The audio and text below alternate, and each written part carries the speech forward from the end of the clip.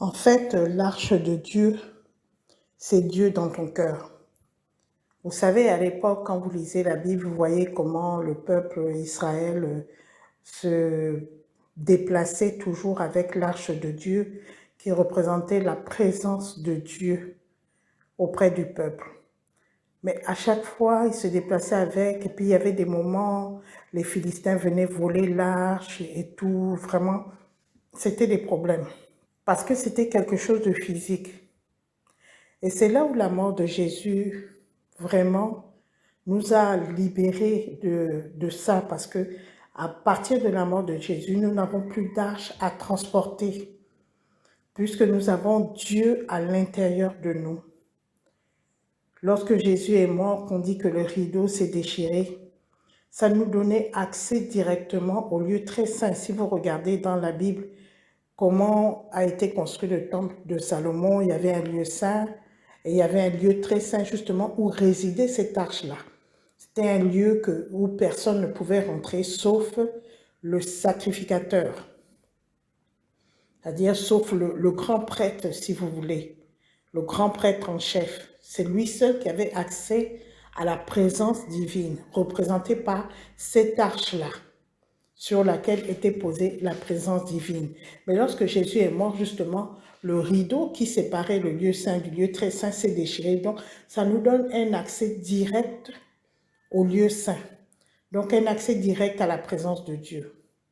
Nous ne sommes plus à l'époque où on doit transporter cette arche-là pour ressentir la présence de Dieu, pour avoir la présence de Dieu.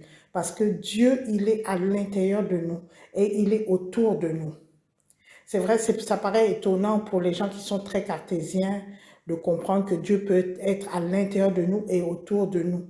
Mais c'est ça la différence entre Dieu et les êtres humains. Nous, les êtres humains, nous sommes limités par le temps, nous sommes limités par l'espace. Mais Dieu, lui, il n'est pas limité par le temps, il n'est pas limité par l'espace. C'est un esprit. Il est à l'intérieur de nous. D'ailleurs, il a toujours été à l'intérieur de nous parce que c'est lui qui nous donne le souffle de vie. Et il est aussi autour de nous.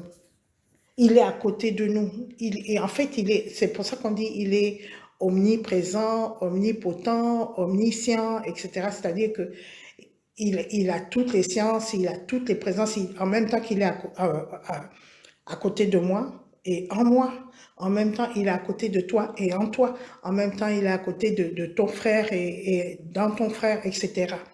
Lui, il a cette possibilité. C'est pas comme nous. Nous, on a un endroit fixe, au tenté.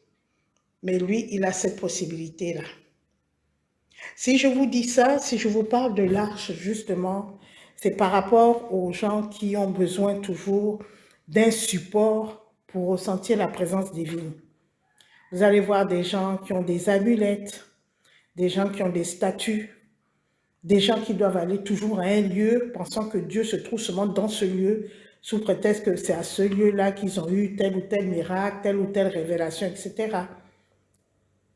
Des gens qui vont, par exemple, aller dans des forêts, parce que c'est dans la forêt là que se trouve la présence de Dieu. Mais ça, c'est limiter Dieu à un espace. Et il n'est pas limitable, justement. On ne peut pas le cloisonner à l'intérieur d'un endroit et dire que Dieu, il est là. Avant, c'est ce qui se passait avec l'arche d'alliance.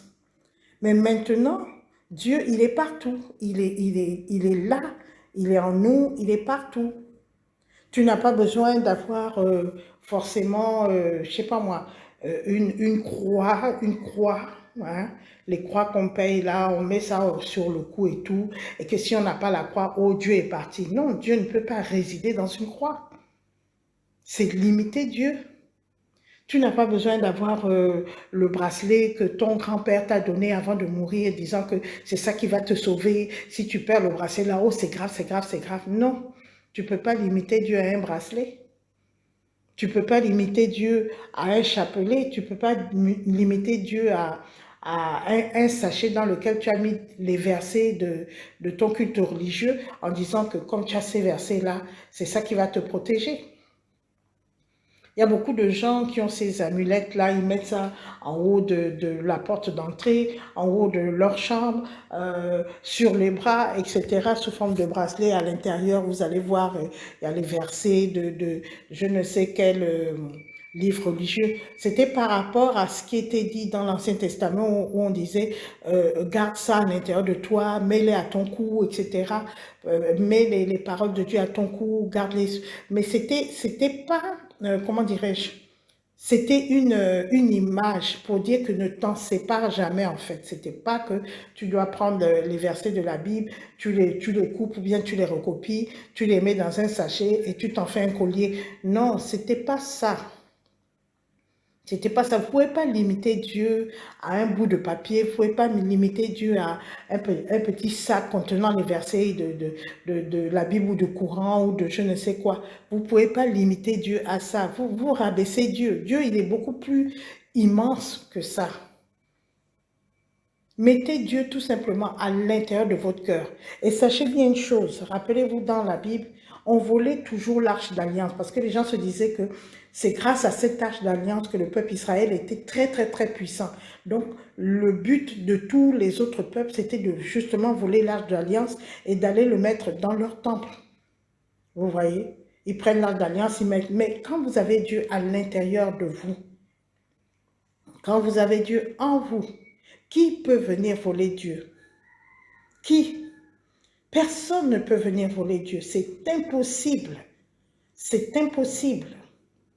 Parce qu'il est à l'intérieur de vous, que vous soyez en forêt, que vous soyez même dans l'eau, que vous soyez en danger, que vous soyez dans la joie, que vous soyez entouré de tous les sorciers du monde, même de tous les voleurs du monde.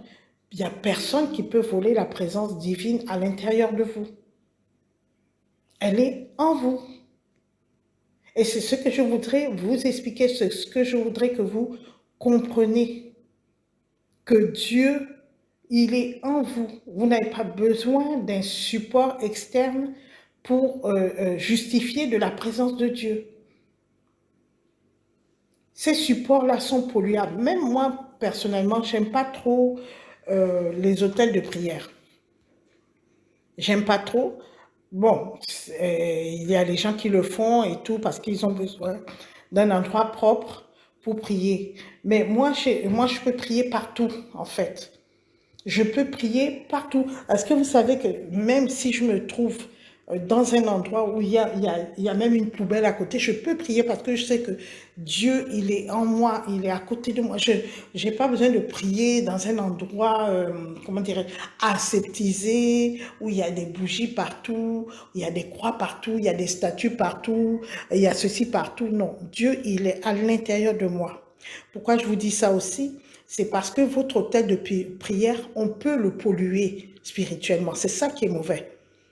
C'est ça qui est mauvais parce que vous pouvez faire un hôtel de prière dans votre maison, dans votre bureau, et une personne mal intentionnée peut venir polluer cet hôtel de prière, soit en déposant une amulette qu'il a pris chez un féticheur, pour qu'à chaque fois que tu pries, les prières, plutôt tout ce que tu vas demander, ça tombe sur lui. Tu vas demander au Dieu, donne-moi la santé. C'est la personne qui a la santé à travers cette amulette qu'il a déposée dans votre hôtel de prière.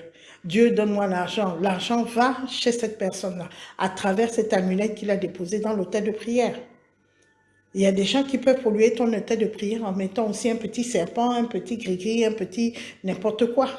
Il y a des gens qui peuvent casser ton hôtel de prière, ils viennent, ils rentrent dans ta chambre, ils bousillent tout, ils cassent tout et tout. Tu vas commencer à paniquer que, oh, ils ont cassé mon hôtel de prière, Dieu est parti. Non, mais Dieu est à l'intérieur de toi. Ça, ils ne peuvent pas venir casser.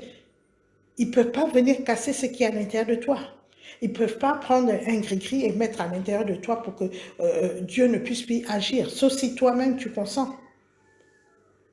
Sauf si toi-même tu consens, parce que ça c'est le sujet d'une autre vidéo. Sauf si toi-même, de ton plein gré, tu fais rentrer quelque chose à l'intérieur de toi. Là, tu pollues ton corps. Et Dieu n'aime pas rester dans les endroits spirituellement sales. Voilà. Essayez de mettre Dieu à l'intérieur de vous. Comprenez qu'il est à l'intérieur de vous. Ce n'est même pas essayer de le mettre. Il est à l'intérieur de vous. Il est là. Et il dit, je suis à la porte, je cogne. la porte de ton corps, la porte de tout ton être. Icône, c'est-à-dire que ouvre-lui la porte à comprendre, je ne sais pas comment vous dire, comprends ou bien prends conscience plutôt que Dieu est à l'intérieur de toi. C'est une force divine qui est en toi que souvent, beaucoup de gens vont chercher dans les « Oh, je m'en vais laver le corps parce que je sens que j'ai le pain noir. Oh, je m'en vais faire voir tel féticheur parce que je veux la bénédiction. Je veux voir tel féticheur parce que je veux le mari, je veux la femme, je veux l'enfant, je veux l'argent, je veux la promotion. » Mais tout ça, tout ce que tu demandes là, ben, celui qui peut résoudre ce que tu demandes, il est en toi, il est à côté de toi, il est autour de toi. Tu n'as pas besoin d'aller voir un féticheur pour ça. Tu n'as pas besoin d'aller prendre une amulette que le féticheur va te dire que tiens, tu prends ça, tu mets ça en bas de ton oreiller, comme ça, machin, ou tu mets ça en bas de ton lit, ou tu mets ça sous ton bureau, au travail. Non, tout ça, c'est de la foutaise. C'est de la foutaise. Nous ne sommes plus à ce niveau depuis la mort de Jésus-Christ. Nous ne sommes plus à ce niveau. Que tu crois en Jésus-Christ ou que tu ne crois pas en Jésus-Christ. Ça, je ne peux pas te forcer à croire en Jésus-Christ. Mais moi, j'y crois. Mais je ne peux pas te forcer à croire. Mais je sais une chose et j'en suis convaincue, c'est que Dieu est à l'intérieur de toi. Dieu est dans toi. C'est lui qui te donne chaque jour le souffle de vie. C'est lui qui te met les idées dans ton esprit. Tu vas dire, oh, j'ai eu une idée, machin, machin. C'est lui qui te guide. Hein? C'est lui qui te dit, ah, ne va pas à cet endroit-là. Fais attention, ne salue pas cette personne-là. Ne tends pas la main à cette personne. Va saluer telle personne. Va voir telle personne. Aujourd'hui, ne te lève pas. On t'a invité à une fête là, n'y va pas. Tout ça, c'est Dieu qui est en toi, qui est là, qui te guide. Il te guide, il a des anges, il a toute une armée. Il a toute une armée, tout un monde spirituel invisible qui est là pour te protéger, pour te guider. Il suffit seulement que tu sois à l'écoute. Si tu es à l'écoute, vraiment, tu sauras comment te guider dans ce monde-là. C'est vrai, le monde n'est pas facile parce qu'il y a les ennemis qui sont là. Mais quand tu as Dieu en toi, tu restes confiant. Tu restes calme face aux situations parce que tu te dis, j'ai Dieu en moi, j'ai Dieu à côté de moi, j'ai Dieu pour moi. Ce Dieu qui a créé tout l'univers, je ne vois pas quel est le féticheur qui est plus puissant que celui qui a créé tout l'univers. Je ne vois pas quelle est la statue qui est plus puissante que celui qui a créé tout l'univers. N'oubliez pas qu'un féticheur, d'abord, c'est un être humain. Déjà, ça c'est dingue. Si Dieu lui enlève le souffle de vie, il meurt. Et deuxièmement, avec quoi il fait ses fétiches? Il fait ses fétiches avec le sable que Dieu a créé, l'eau que Dieu a créée, le feu que Dieu a créé, les crânes qui viennent des gens que Dieu a créés, les plantes que Dieu a créées. Je vous ai déjà toujours dit que le diable ne crée rien. Il n'est pas créateur. Il n'est pas créateur même de vie. Il n'est pas créateur. Il ne fait que prendre ce que Dieu a créé et puis il transforme ça, il dit c'est moi qui ai fait. C'est un usurpateur en fait. Il dit c'est moi qui ai fait, laisse Dieu, moi je suis plus puissant que Dieu. Mais avec quels éléments il a fait ce qu'il a fait? N'est-ce pas avec les choses que Dieu a créées d'abord? Vous avez déjà entendu qu'un diable a créé de l'eau ou a créé, je ne sais pas moi, des plantes ou a créé même un être humain? Non. Le diable ne crée rien. C'est Dieu qui crée tout. Donc, pour me résumer, parce que je ne vais pas être très longue aujourd'hui, je voudrais que vous compreniez que Dieu est en vous. Arrêtez avec les multiples statuettes que vous adorez et que vous pensez que Dieu, il est dans la statue. Il est à l'intérieur de vous, il est à côté de vous. Comme je vous parle, parlez à Dieu, il vous répondra. Vous n'avez pas besoin, moi, je n'ai pas de statue, j'ai rien, je n'ai pas d'amulette, j'ai rien. Vous pouvez regarder sous mon lit, sous ma table du bureau et tout. J'ai rien, mais pourtant, Dieu est avec moi. Et je le sais, j'en prends conscience. En fait, c'est le fait d'en prendre conscience qui fait en sorte que déjà, on est confiant en la vie et qu'en plus, on peut utiliser à bon escient, dans leur pleine capacité, la force divine. Si tu n'es pas conscient que Dieu est en toi, autour de toi, à côté de toi, la force divine est là et dit, mais je suis là, utilise-moi. Au lieu que tu pleures tout le temps, au lieu que tu vas chercher cette force-là à gauche et à droite partout pour te souiller, moi je suis là. Et utilise-la parce qu'elle est à ta disposition. Ça fait partie des richesses que je vous ai données dans ce monde. Et utilise-la tout simplement. Voilà, j'espère que tu as compris. Il n'y a plus d'arche d'alliance. Maintenant, Dieu est à l'intérieur de toi. Je te dis au revoir et que Dieu te bénisse.